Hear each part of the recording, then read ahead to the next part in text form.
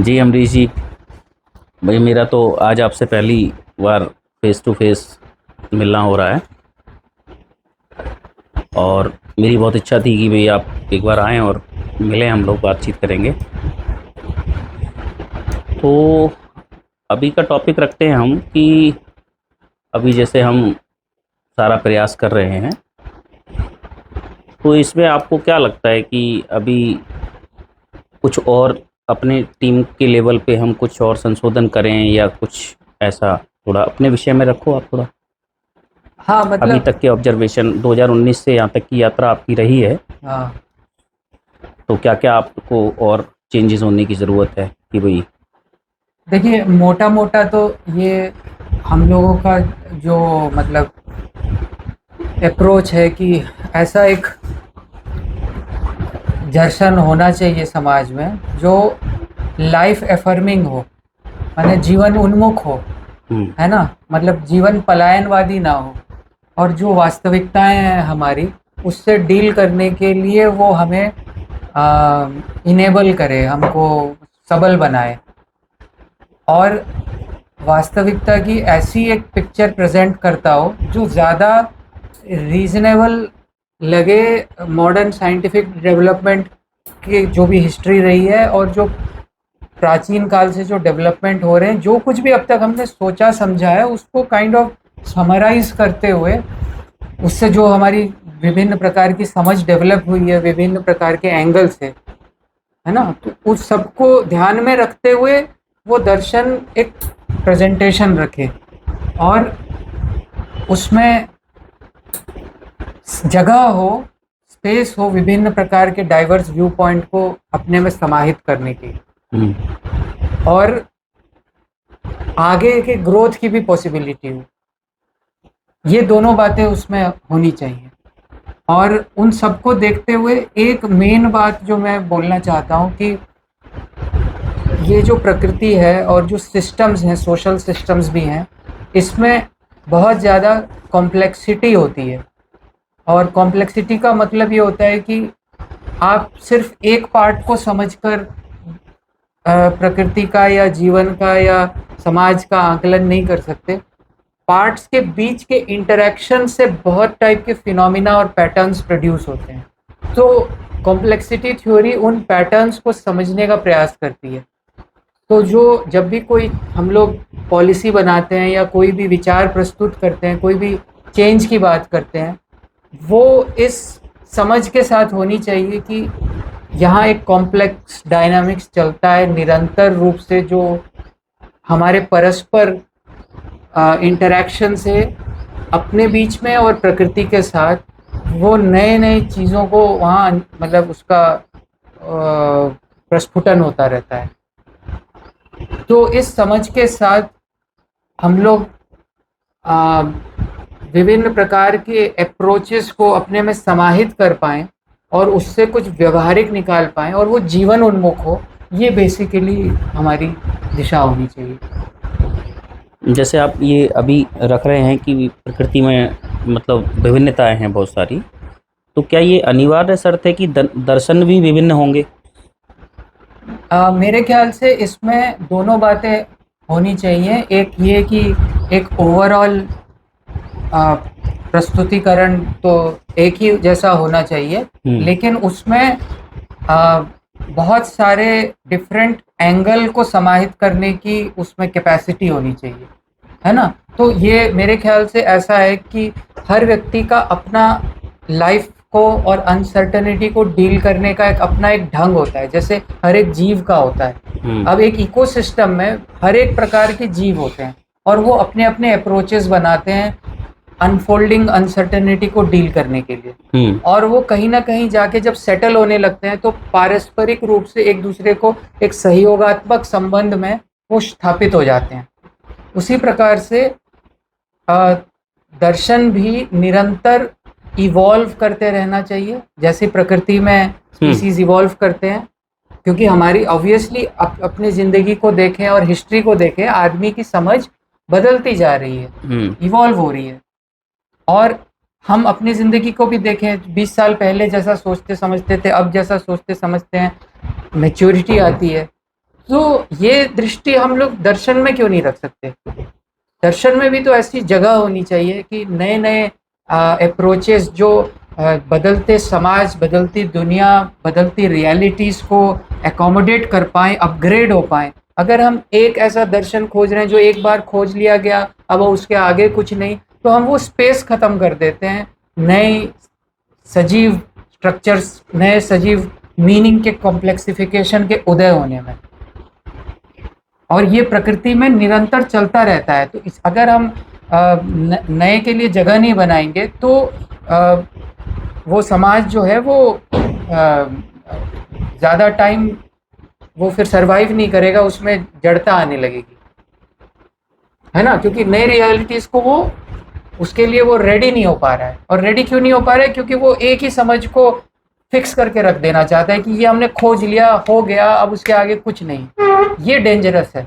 मतलब अभी तक की जो विभिन्नताएं, मतलब दर्शन में अनेक दर्शन हैं समाज में, दुनिया ये में तो ग्रो कर ही रही हैं, है ना? हम्म। तो ये क्यों नहीं हम एक्सेप्ट कर लेते कि ग्रोथ का स्थान होना चाहिए, नए एंगल्स के लिए होना चाहिए ग्रोथ का स्थान, उसको एनकरेज करना चाहिए, इस बात को समझते हुए कि प्रकृति निरंतर इवॉल्व करती है बदलाव से डील करने के लिए।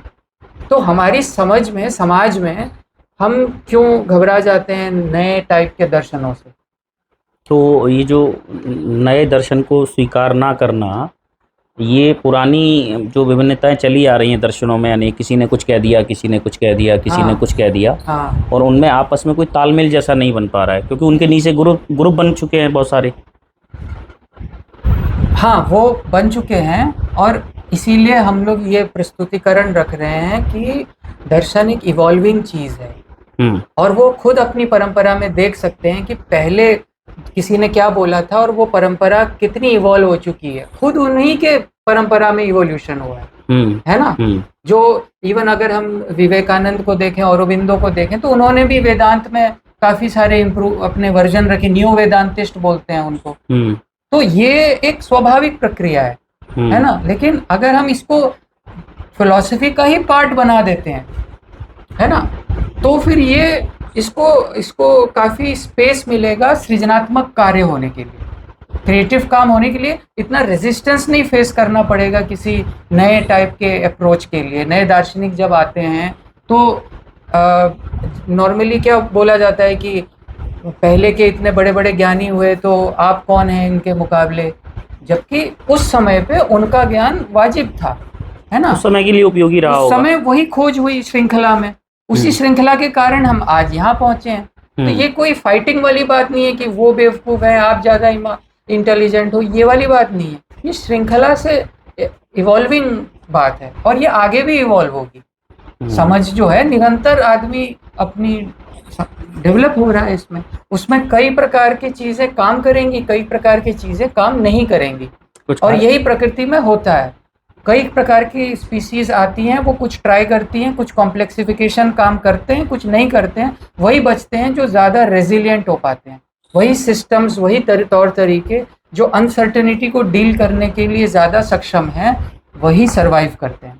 तो मतलब अमरीश जी, इसमें आप ऐसा भी देख पा रहे हैं कि ये प्रॉब्लम फिलॉसफिकल जो फाइट है ना, और जो पुराने समय से विभिन्न प्रकार की फाइट चली आ रही है, तो ये फाइट तब तक बनी रहेगी जब तक कोई एक सटीक दर्शन स्पष्ट नहीं होता जो सबको स्वीकार हो। ये एक इवॉल्विंग प्रक्रिया है। तो ऐसा कभी नहीं होगा कि एक हो गया, अब हो गया काम खत्म, अब और समझने के लिए कुछ नहीं बचा।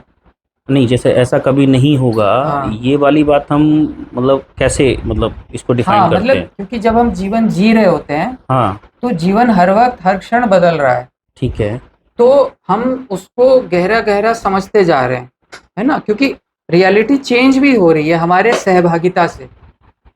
हम लोग रियलिटी में मीनिंग को आकार दे रहे हैं, और हमारे आकार देने से वास्तविकता में भी परिवर्तन हो रहे हैं, ठीक है? तो इसीलिए ये एक, मैं जिस दर्शन की बात कर रहा हूँ वो पार्टिसिपेटरी रियलिज्म बोलते हैं, यानी हमारी पार्टिसिपेशन से और दुनिया में जो नियम हैं, जो भौतिक नियम है या जो भी आप जो उसको बोल टोटल लो, कॉम्बिनेशन। हाँ, वो एक तरीके से कॉम्बिनेशन से रियलिटी पैदा होती ओके। है ना। और इस कारण उसमें आप भी अपने मीनिंग, अपने अनुभव, अपने दृष्टि से उसमें सहभागी हो समाहित रहे रख हैं, सकते मैं हैं। भी हो रहा हूँ। निरंतर चीजें बदल रही हैं, हर वक्त नई अनसर्टेनिटी हमारे सामने आ रही है। तो अब मैं पुरानी समझ को लेकर उसी में घुसूंगा तो जरूरी नहीं है वो रिजल्ट इतना काम का निकले, क्योंकि वो पुराने अनुभव से मतलब बना हुआ है। अब स्थितियां बदल गई हैं, अब नए अप्रोचेस में मुझे ढलना पड़ेगा। इसके लिए जगह खाली होनी चाहिए। अगर मैं ये मान के बैठा हूँ कि ये जो मैंने अब समझ लिया, अब यही चलाऊंगा मैं, तो बदलती दुनिया में वो काम नहीं करेगी। नहीं तो तो। समझ का हाँ इवोल्यूशन जो है ना, आदमी निरंतर समझता रहेगा जब तक वो हाँ, जिंदा है। जो भी हाँ, जीवन चलता हाँ, रहेगा। उसको बेहतर करता रहेगा, अपनी क्रिएटिविटी को वो उसको आकार देता तो रहेगा। ये जो जैसे विभिन्न प्रकार की फिलोसफिकल जो फाइट है, हाँ, ये भी चलती ये रहेगी। हार्मोनाइज होने लगेगी एक तरह से, लेकिन डाइवर्सिटी को रखते हुए। इसका कहने का मतलब ये है। नहीं, फिलोसफी का जो डाइवर्सिटी हम रखेंगे हाँ, किसी भी हाँ, दर्शन में कि भाई ये हाँ, भी स्वीकार है, ये भी हाँ, स्वीकार है, ये वाली फिलोसफी भी हम्म। स्वीकार है, सब स्वीकार, फिर तो ये फाइटिंग नहीं, चलती इस रहेगी। तरीके का स्वीकार नहीं, मैं बोल रहा हूँ डाइवर्सिफिकेशन और इंटीग्रेशन, ये दो प्रक्रियाएं प्रकृति में चलती हैं हर वक्त। तो फिर ये वाली शर्त अनिवार्य हो गई ना, फिर तो ये जो डाइवर्सिटी है हाँ, फिलोसफिकल, हाँ, ये भी अनिवार्य शर्त ये जैसा भी है। अनिवार्य शर्त है और इंटीग्रेशन भी अनिवार्य शर्त है। ऐसा कैसे? ऐसा इसलिए, जैसे कि आप अगर एक एग्जाम्पल के हाँ तौर पे हाँ हाँ। बोलते हैं कि जैसे अगर आप होमोजिनाइजेशन करने लगोगे, किसी प्रकार का होमोजिनाइजेशन मतलब एक अ, सिम उसको एक रूपता देना, है ना। जैसे मान लो मैं एक समझ लेकर आया और मैंने बोला कि स्कूली सिस्टम इस ढांचे में होना चाहिए, ठीक है। और उस ढांचे को काफी रिजिड बना दिया अगर मैंने, उसमें जो नई ब्रांचेस निकलना चाह रही हैं उसकी जगह नहीं बची, तो वो होमोजिनाइजेशन हो गया ना। मैंने सबको बोला कि अब ऐसा ही पढ़ोगे, ऐसा ही पहनोगे, ऐसा ही करोगे, क्योंकि मैंने एक समझ बना ली है जो सबसे बेस्ट है मेरे हिसाब से। मान लो उस समय के समाज ने बोला कि ये बेस्ट है, हम लोग एक्सेप्ट करते हैं। ऐसा हुआ भी है। हिटलर ने अपने समय पर एक समझ को अपने स्कूलों में आरोपित किया था, ठीक है। हम्म। और मान लो कि हम लोग भी 20-25 साल पहले चले जाएं तो हम लोग भी बोलेंगे कि ये हमारा बेस्ट एजुकेशन सिस्टम है। अब कल को कोई नया एंगल खुल रहा है, वो डाइवर्सिफिकेशन है। तो बदलती दुनिया में डाइवर्सिफिकेशन अगर नहीं होता तो वो जो स्पीसीज है वो कोलैप्स कर जाती है। बने रहने के लिए अब बहुत तरीके से एनवायरनमेंट की चेंजिंग सिनारियोज को डील करने के लिए अगर आप जगह नहीं दोगे तो वो डाइवर्सिफिकेशन नहीं होगा। डाइवर्सिफिकेशन नहीं होगा तो फिर उतने टाइप के टैलेंट्स डेवलप नहीं होंगे जो अनसर्टेनिटी को डील करने के लिए हेल्प करते हैं। नहीं, जैसे अभी आप ये कह रहे हैं कि भाई जैसे अभी तक के जितने पुराने दर्शन हैं उनमें एक हार जीत वाला एक वो चलता रहता है ना। वो ये मान्यता है ना कि हम लोग एक अल्टीमेट, जो मतलब हर दर्शन क्या ऐसा प्रस्तुत करता है कि उसके पास जीवन की अल्टीमेट समझ है, अधिकांश। अधिकतर यही है, हाँ, ठीक है। है ना। हम्म। तो हम लोग के पर्सनल अनुभव में भी देखा कि किसी दर्शन में तो कुछ बड़ा स्ट्रांग नजर आ रहा है, बड़ी अच्छी बातें लग रही हैं, और किन्हीं मामलों में वो कड़ा कमजोर पड़ रहा है ना। ये हमको देखने में मिल रहा है। हम्म। तो इसका मतलब है कि हमको इस डाइवर्सिफिकेशन को अगर हम इंटीग्रेट कर पाए तो बेटर रिजल्ट मिल जाता है हमको, क्योंकि अच्छी अच्छी बातें बहुत जगह से उठाई जा सकती है। तो ये जो जैसे हम सब में से अच्छी अच्छी बातें उठाने का जो हमारा प्रयास है, हाँ, और ये प्रयास का जो उद्देश्य रहता है वो यही तो रहता है ना कि इस तरह की फाइटिंग जैसा ना हो। हाँ, इस तरीके का एक तरीके का एक अम्ब्रेला दर्शन बने, है ना, जो सबको उसमें समाहित कर, इंटीग्रेट कर दे, बड़ा वर्ल्ड व्यू बने। हाँ, तो ये वर्ल्ड व्यू जो बने, इसका जो आधार है वो यही है ना कि मतलब कोई ऐसा फाइटिंग जैसा ना हो, कोई हार जीत हाँ, जैसा ना हाँ, रहे, हाँ, हार्मोनाइजेशन है। है ना, ऐसा हाँ, ना रहे। हाँ, हाँ, तो बिल्कुल। ये तो फिर अभी जो आप बात रख रहे हैं उसके तो उलट हो जा रही है। नहीं, कि उलट जैसी लगती है, लेकिन मेरा कहने का मतलब है कि ये निरंतर प्रक्रिया चलेगी, डाइवर्सिफिकेशन मतलब ऐसा, और मतलब इंटीग्रेशन। हम, मतलब हमारा जो आंतरिक प्रयास है, हाँ जो मूल से प्रयास रहता है, हाँ वो तो इस तरफ जा रहा है कि कुछ ऐसा हो सकता है, संभावना नजर आ रही है कि एक दर्शन ऐसा निकल सकता है हाँ, निकल सकता है, कि जो लेकिन सबको समाहित कर ले। बिल्कुल, तो इसीलिए इसीलिए ये लोग ऐसा करके प्रस्तुत कर रहे हैं ना कि अब हमने समझ लिया, फिर थोड़ी देर जाते हैं उसी को चेंज कर देते हैं, हाँ उसी परंपरा में चेंज हो जाता है। हाँ, वो तो हो ठीक है गई, ना? हाँ, तो क्योंकि ये बेटर है कि हम लोग दर्शन को ऐसे समझें कि निरंतर डाइवर्सिफिकेशन फिर इंटीग्रेशन, फिर डाइवर्सिफिकेशन फिर इंटीग्रेशन। खाली एक की प्रस्तुति को आगे टिका के क्यों चल रहे हो?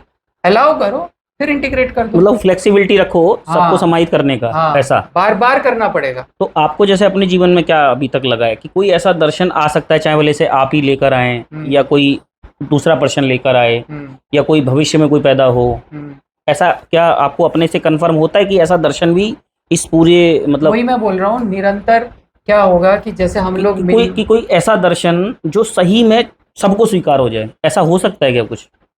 अम्ब्रेला रूप में स्वीकार होगा उस क्षण में, लेकिन फिर से उसमें डाइवर्सिफिकेशन होंगे।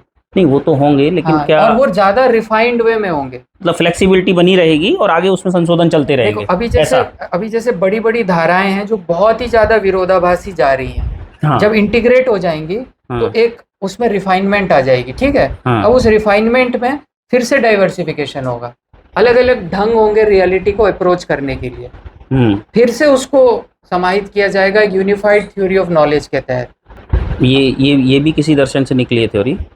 नहीं नहीं, मैं ये बात रख रहा हूँ कि क्या होता है, समझ जो है ना, समझ का जैसे हमने हमने एक दर्शन कैसे बनाया, बहुत टाइप की अनुभव हुए हमें। व्यक्तिगत हुए, हाँ, चारों तरफ के हुए, चारों तरफ के हुए, प्रकृति के अनुभव है लिए, ना? हाँ तो फिर ठीक। मैंने एक समझ बनाई, अब उस हम्म समझ से मैं चला, हम्म समझ से जैसे ही चला, मैंने उसके अलग अलग ढंगों से उसको इस्तेमाल किया। हम्म। ये व्यक्तिगत मैं बता रहा हूँ, इसी हाँ, को हम सामाजिक और बड़े लेवल पे देख पारिवारिक या सकते हैं। वैश्विक, हाँ, हाँ। है ना? तो फिर मैंने देखा कि ये एक चीज मैंने इसमें मॉडिफाई कर दी, मैंने कुछ समझ बनाई थी। अब लेकिन जीवन में मैं जैसे आगे बढ़ा, तो मैंने उस अनुभव को किया जिससे कि मैंने थोड़ा सा मॉडिफिकेशन किया, एक ढंग से दूसरी जगह दूसरे तरीके का मॉडिफिकेशन किया। फिर मैंने क्या किया, at the end of day या at the end of 1 year, मैंने उन सभी अनुभवों को फिर से समेटा कि अब मेरी नई समझ बने। उसमें से कुछ फिल्टर हुआ, हाँ, उसमें कुछ से जोड़ा, कुछ जोड़ा, कुछ घटाया। फिर निरंतर क्या हुआ, फिर से समाहित हुआ, अनुभव हुए तो फिर से नए अप्रोचेस बने, फिर से समाहित हुए, फिर से नए अप्रोचेस बने, फिर से समाहित हुए। तो ऐसा, मतलब इसमें एक क्वेश्चन है हम्म जो उठ रहा है, वो हम्म। पूछना जरूरी है। तो ऐसा आपको, मतलब अंदर से ऐसा लगता है कभी कि कुछ ये जो जानने की प्रक्रिया है, तो ये कभी कुछ ऐसी स्थिति में पहुंचे कि भाई हाँ, ये एक ऐसी बात निकल के आ रही है हम्म। जो मतलब वास्तविकता के बिल्कुल समाहित और एक कंप्लीट जैसा कुछ, देखिए, ऐसा कुछ ये हाँ, मतलब देखिए, अनुभव में आता है? हाँ, ये हम लोग क्यों कर रहे हैं, है ना? हाँ क्यों, हाँ। हाँ, हम लोग ये क्यों कर रहे हैं? क्योंकि हमारे जीवन में जब हम जी रहे हैं तो ये सारा वही सारा सवाल हो जाता है कि इस जीवन का क्या उद्देश्य देख रहे हैं, इस जीवन की क्या दिशा देख रहे हैं, है ना? ये जीवन की वास्तविकता कैसी है, इसको समझने का प्रयास हो रहा है, क्योंकि यहाँ पर हमारे नर्वस सिस्टम ने यहाँ निर्णय लेने होते हैं। ठीक है, अनिश्चितता वाले एनवायरनमेंट में। हम्म इसलिए दर्शन हमको वो पृष्ठभूमि देता है कि यहाँ मैं निर्णय कैसे लूं, कैसे जीऊं, है हम्म ना? ये इसका क्या मीनिंग है, क्या कैसे अप्रोच करूं वास्तविकता को, हम्म इसको समझने के लिए हम धीरे धीरे इस जीवन रूपी समंदर को समझ रहे हैं। जैसे जैसे नाव चलाते जा रहे हैं, हमारा इस समंदर का समझ गहराता जा रहा है।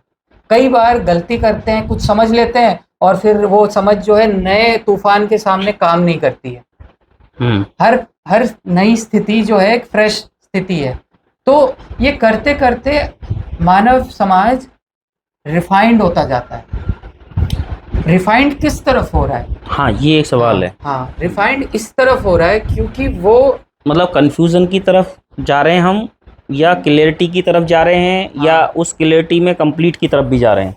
हम लोग एक ऐसी क्लैरिटी की तरफ जा हाँ, रहे मतलब हैं। क्लियरिटी, हाँ, हाँ। वो चाहे आप अपनी समझ को ले लें या जीवन की समझ को ले लें, मैंने एक जो आत्मज्ञान जिसको बोलेंगे, हाँ, मतलब उस बात सेल्फ अंडरस्टैंडिंग जिसको बोलते हाँ, हैं। अपनी समझ। हाँ, सेल्फ अंडरस्टैंडिंग जितनी गहराती जाती है, जीवन की समझ जितनी गहराती जाती है, हमारे जीवन को डील करना उतना रिफाइन होता जाता है। रिफाइन जब होता है तो क्या होता है, इस विभिन्नता में एक कनेक्शन बनता है, ऐसा कनेक्शन जो हमको सबसे ज़्यादा तरंगायित करे, उससे जीवन के साथ उतने ज़्यादा घनिष्ठता से जुड़कर जीने का अनुभव मिले। हम क्यों जी रहे हैं?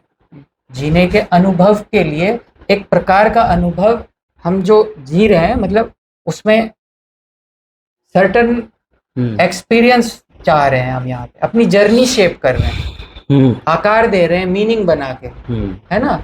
आप उसको बोल सकते हो कि शुरू शुरू में हमने बोला कि ये कुछ हमारा कबीला ही, हम इसी को बचा के रखना मेरे जीवन का उद्देश्य है ना। मान लीजिए मैं कबीले का सरदार हूँ, मेरे को अपने कबीले को बनाए रखना है, ये उस आदमी का मोटा मोटा उद्देश्य था। वो सोचता था कि अच्छा, प्रकृति की कुछ शक्तियाँ हैं, ऐसा ऐसा हम लड़ाई लड़ेंगे तो अपने कबीले को कुछ बचा मान लेंगे। लिया, कुछ जान हाँ, लिया। हाँ।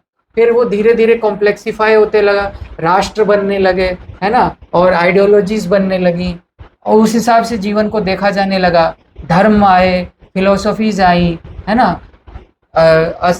ये जो क्या बोलते हैं, एग्जिस्टेंशियलिज्म आया, पोस्ट मॉडर्निज्म आया, पुराने धर्म हैं। निरंतर निरंतर जीवन को कैसे हम एंगेज कर रहे हैं उसको परिभाषित किया जा रहा है। एक सिंबॉलिक मीनिंग मेकिंग है उसमें, दोस्ती, है ना, पेट्रियोटिज्म, फ्रीडम और मीनिंगफुल लाइफ, पर्पसफुल लाइफ।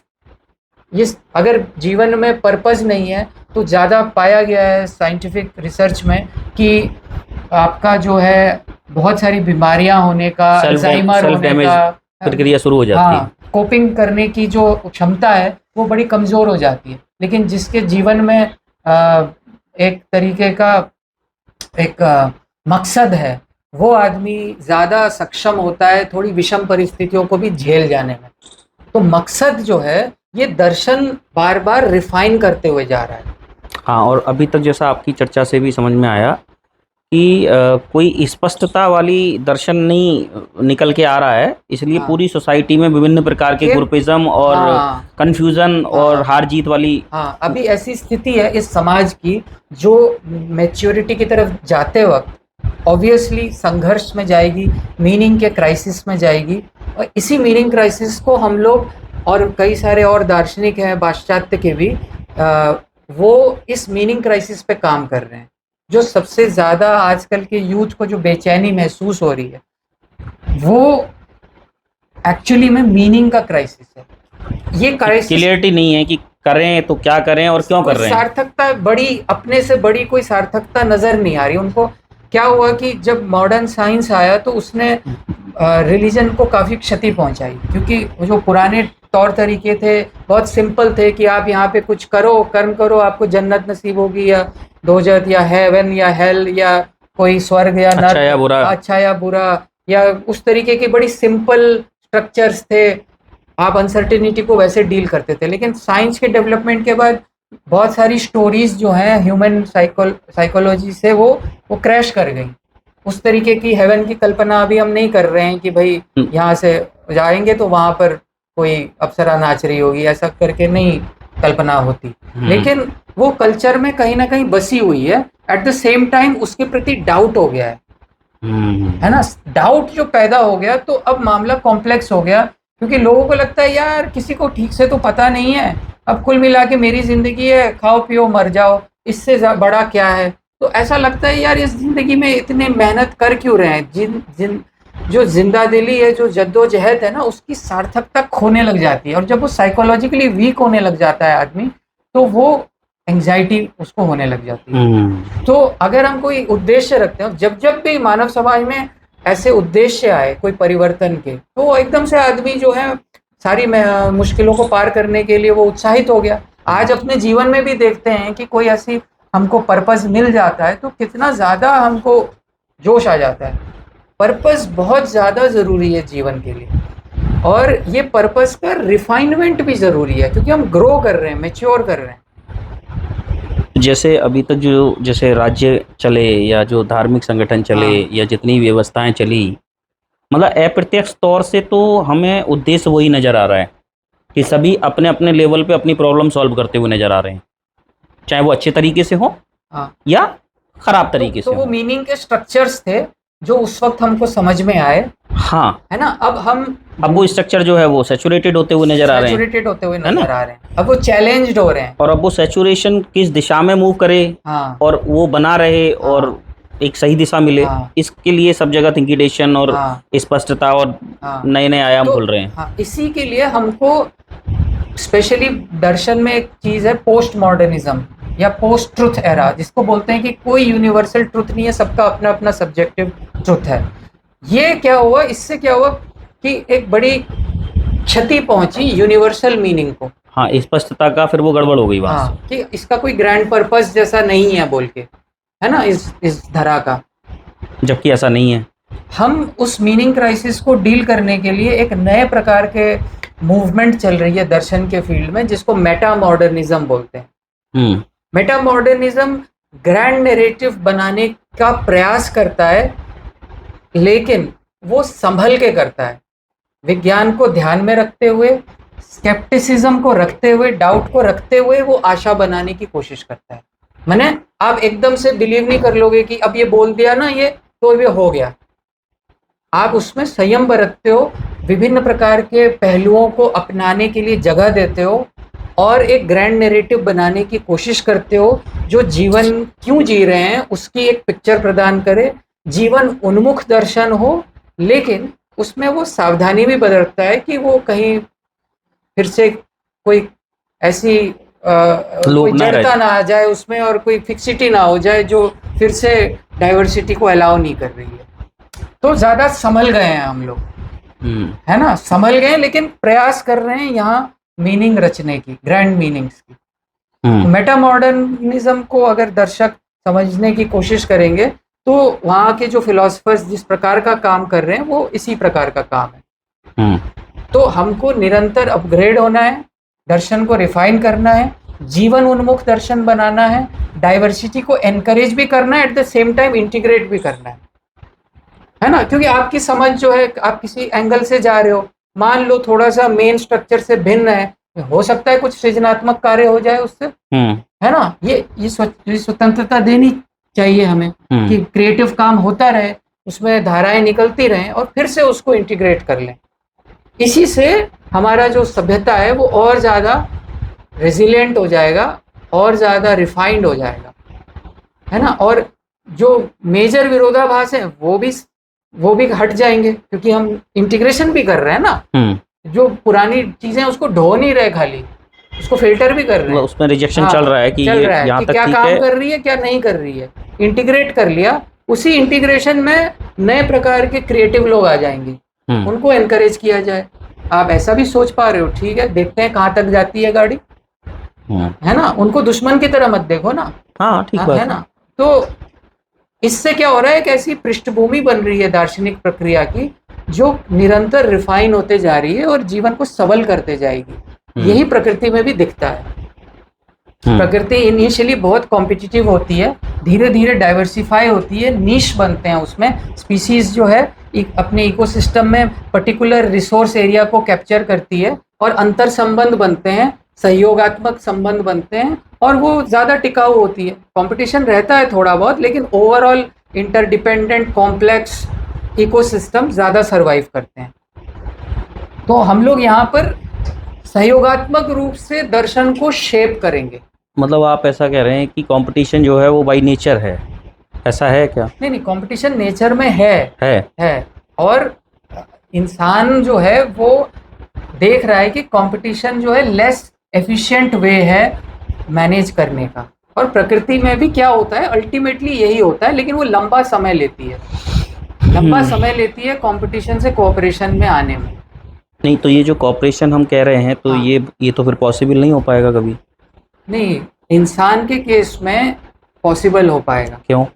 क्योंकि इंसान में एक तरह की ऐसा सेल्फ अवेयरनेस है। जो प्रकृति है उसमें ऐसा सेल्फ अवेयरनेस नहीं है कि मतलब जिससे कि वो अपने विचारों को रिफ्लेक्ट कर पाए, है ना। हाँ, ये यही सवाल मुझे उठा था और मैंने ये किया भी था। हाँ फिर मुझे सेल्फ ये बात समझ में आई कि प्रकृति में अगर कंपटीशन है, हाँ, जो जड़ मतलब जो हम वृक्ष वनस्पति जीव जंतुओं की बात कर रहे हैं तो मनुष्य उनमें में डिग्री मनुष्य ऑफ में सेल्फ अवेयरनेस हाँ, कम है। हाँ मतलब हम आपस में जब हम देखते हैं तो ये कंपटीशन का एक पॉइंट बनता है, तब कंपटीशन बनता है।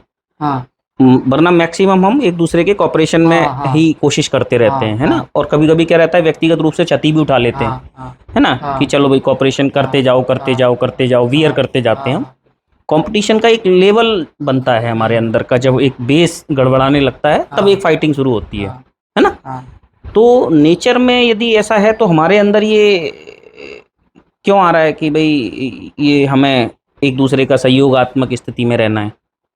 क्योंकि नहीं अगर नेचर में है ऐसा तो नहीं फिर तो गड़बड़ हो जाएगा। नहीं, नेचर में तो दोनों बातें हैं ना, क्या?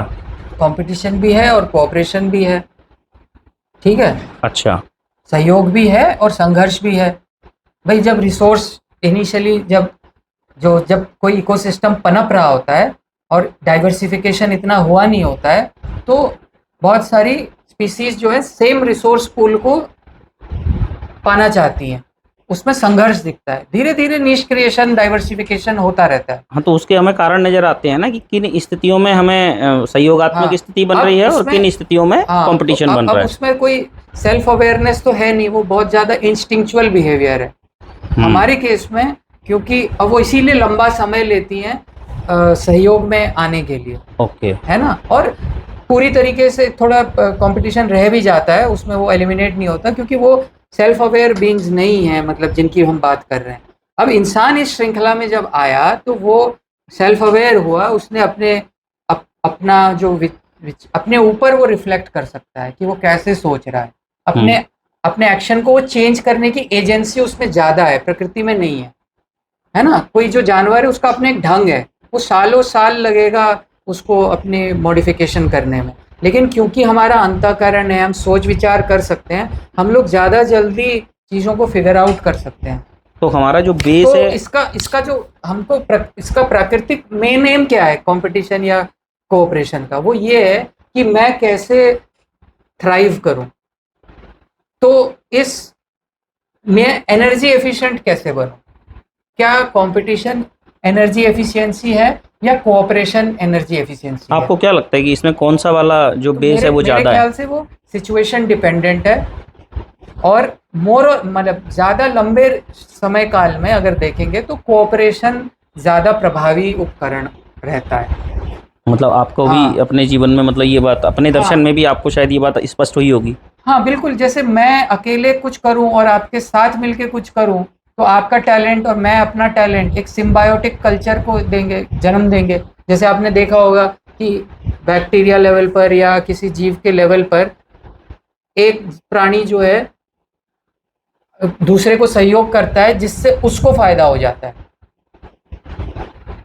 ना। मतलब वो तो ऐसा सोच विचार करके नहीं करता, वो तो प्राकृतिक रूप से करते हैं, और ऐसा सर्कल बन जाता है कि भाई कोई चिड़िया है किसी का कीड़ा खा रही है और वो उसका भी खाना हो जा रहा है, इसका भी कीड़े साफ हो जा रहे हैं, है ना। ऐसे ऐसे बहुत सारे सहयोगात्मक संबंध बनते जाते हैं।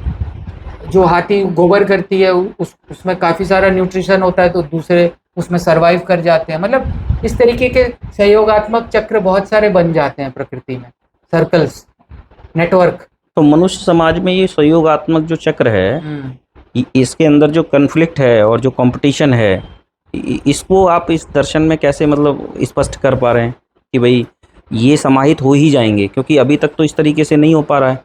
हाँ तो ऐसा कुछ विशेष थोड़ा रखा हाँ हो तो आपने? आंशिक रूप से हम लोग अभी भी देख रहे हैं कि इतना बड़ा इकोनॉमिक सिस्टम है जहाँ पर हम लोग इस बड़े लेवल पर चीज़ों को प्रोड्यूस कर रहे हैं और इतने बड़े सहयोग में हैं उसके वर्ल्ड वाइड। वर्ल्ड वाइड, हाँ, है ना। एक बड़ी अपने में एक मिराकुलस बात है। हाँ, कौन सी चीज कहाँ बन रही है किसी एक आदमी के दिमाग में नहीं है ये सारा इंफॉर्मेशन, लेकिन चल रहा है। लेकिन एक चल रहा है जिससे कि हम लोग इतने बड़े बड़े आर्किटेक्चर, सरकारें, खाना, हॉस्पिटल, एजुकेशन, इतने बड़े बड़े कॉम्प्लेक्सिफाइड स्ट्रक्चर्स को मेंटेन कर पा रहे हैं, अपने में बहुत बड़ी बात है ना। अब इसमें कुछ प्रॉब्लम्स हैं, इन्हीं प्रॉब्लम्स में जहाँ ऊंच नीच हो जा रही है और विभिन्न प्रकार के स्ट्रेसेस पैदा हो रहे हैं और बहुत सारे ऐसे डिसीजन भी हो रहे हैं जो मानव समाज के हित में नहीं हो रहे हैं, इसको सॉल्व करने के लिए ही हम नए प्रकार के कोऑर्डिनेशन के मैकेनिज्म्स डिजाइन करने की प्रयास कर रहे हैं जिससे कलेक्टिव विजडम जनरेट हो, है ना। तो बहुत ऐसी प्रकृति में भी एग्जाम्पल है, जैसे चींटियों का जो झुंड होता है वो अपने में फेरोमोन से सिग्नलिंग करती है और उस सिग्नलिंग में क्या होता है कि जब उनके खाने की शॉर्टेज हो जाती है उस छोटे से एंट कॉलोनी में, तो वो एंट जो है वो फेरोमोन से सिग्नल करते हैं, तो वो ज़्यादा चींटियां भेजते हैं कि खाना के सोर्स ढूंढने में। जब वो ढूंढ लिए जाते हैं तो वो फेरोमोन सिग्नल बाकी एंट को बोलते हैं कि अभी वहाँ से सामान उठा के लाना है ना। और उसके बाद वहाँ पर वो जो सामान है अगर ज़्यादा हो गया तो फिर वो लोग जो स्काउट एंट्स हैं उनकी संख्या कम कर देते हैं क्योंकि अब रिसोर्स है उनके पास, और फिर वहाँ पे वो एग्रीकल्चर भी करते हैं, वहाँ स्टोरेज भी करते हैं, और अगर किसी प्रकार की गड़बड़ी कोई चींटी करता है तो वहाँ दंड विधान भी है। अब ये देखिए, ये एक डिस्ट्रीब्यूटेड इंटेलिजेंस है, किसी एक चींटी ने सबको इंस्ट्रक्शन नहीं दिया है, वहाँ फेरोमोन से सिग्नलिंग हो रही है और एक बड़ा इंटेलिजेंट सिस्टम पैदा हो रहा है। उसी प्रकार से अगर हम एक ऐसा सिग्नलिंग सिस्टम इजाद कर पाए जो कलेक्टिव विजडम को जनरेट कर पा रहा हो, जो हमारी जो प्रकृति में जो पनपना है हमारा, मतलब हमारा जो उद्देश्य की पूर्ति कर पाए। हाँ, ह्यूमन फ्लरिशिंग, ह्यूमन ऐसा कह सकते हैं क्या? हाँ, हमारे उद्देश्य को पूर्ति करे। हमारे जो, क्योंकि हम लोग मीनिंग वाले क्रीचर्स हैं, तो वो मीनिंग की सिंथेसिस करके ओवरऑल मीनिंग को सबल कर पाए निरंतर, है ना। तो आपको भी लगेगा मेरा जीवन सार्थक हो रहा है, मैं इसमें पनप रहा हूँ, मेरा परिवार पनप रहा है, मेरा समाज पनप रहा है, ये पूरा विश्व पनप रहा है, ये पूरी प्रकृति पनप रही है, माने पनप रही है, मुरझा नहीं रही है। अब इसके लिए अभी जो हमने इकोनॉमिक्स रखा है वो तो मैसिव डिस्ट्रक्शन कर रही है पृथ्वी का। हाँ, वो तो पर्सन टू पर्सन कन्फ्लिक्ट है। हाँ, कन्फ्लिक्ट पैदा हो रहे हैं। हाँ। तो ये एफिशिएंट नहीं है। तो इसीलिए हमको नए रूप से हमारे जीवन के साथ जो जुड़ाव है उसको समझना है। मतलब एक न्यू इकोनॉमिक्स की जरूरत है। न्यू इकोनॉमिक्स की जरूरत है जो एक नए प्रकार के फिलोसॉफिकल अप्रोच पे बेस्ड हो, जहाँ पे मूल्य का सिंथेसिस हो, क्योंकि हाँ, मतलब कंपटीशन जैसा ना हो। हाँ, और मतलब एक जीवन मूल्य दूसरे जीवन मूल्य के सहयोग में आ जाए, कंपटीशन जैसा कुछ ना बने। वहाँ डाइवर्सिटी को भी अलाउ कर रहे हैं और इंटीग्रेशन को भी पॉसिबल करवा पा रहे हैं। ओके।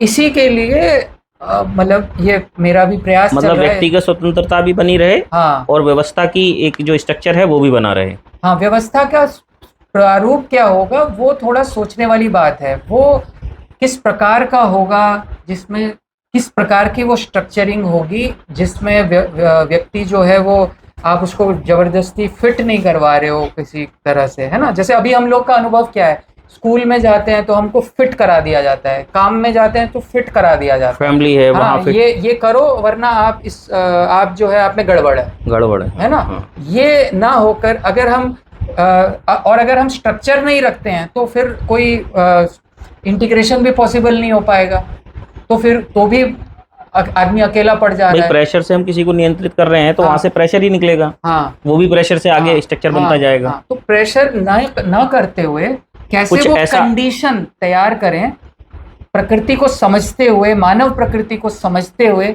वो रचना, वो जो सभ्यता है वो कैसी होगी, ये सवाल है। ये सवाल है अभी कि कैसे कंडीशंस पैदा करें जहां पर हम पनपे, ना कि मुरझा जाए। तो इस तरफ अभी आपका दर्शन वाला जो पार्ट है वो कंप्लीट हो रहा है, वो रिसर्च चल रही है। और ऐसे मैं ऐसे एक मतलब इंटरनेशनल लेवल पर लोगों को जोड़ने का प्रयास कर रहा हूँ, जहाँ पर हम लोग इंट्रा डिसिप्लिनरी वे में बहुत सारे दार्शनिक, साइकोलॉजी, इकोनॉमिक्स, सोशियोलॉजी, है ना, और बहुत प्रकार के बैकग्राउंड वाले लोग मिलकर नई टाइप की समाज एक न्यू सिस्टम। हाँ संरचनाओं पे काम करें, और गहरे से प्रकृति को समझते हुए अपने आप को भी हाँ, और समाज हाँ, को भी और पूरा हाँ हाँ संपूर्ण। हाँ, ये बेसिक। तो अभी इस तरफ आपका चल रहा है हाँ। पूरा बढ़िया से।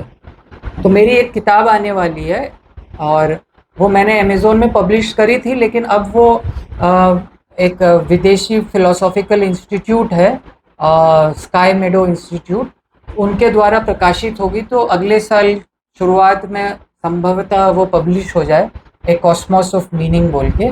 और वो भी एक मेटा मॉडर्निज्म फिलॉसफी के अंतर्गत वो फिलोसॉफिकल इंस्टीट्यूट है, और वहाँ पर उसका प्रकाशन होगा अमेरिका में।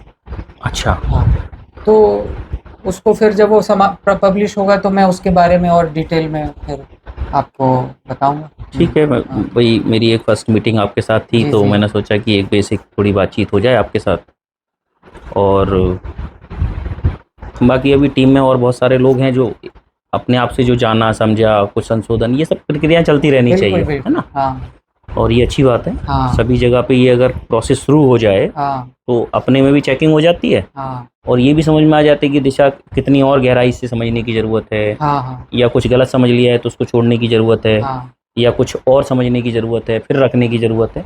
तो ये अच्छा प्रोसेस है। जी जी। ठीक है। हाँ ठीक है, थैंक यू।